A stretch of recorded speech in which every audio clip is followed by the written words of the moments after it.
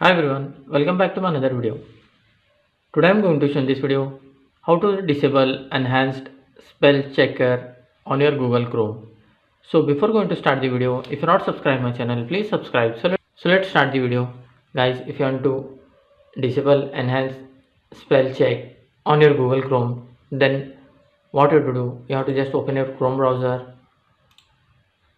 then click on this three dot, then click on settings. You can see a last option settings, click on that.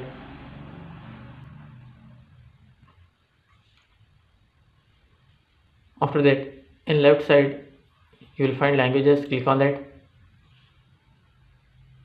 Here you can see spell check. If this option is enabled, just disable this option and close this window. That's it guys. So in this way you can disable enhanced spell check on your Google Chrome. Thanks for watching. Hope if you like this video, please like, share and don't forget to subscribe.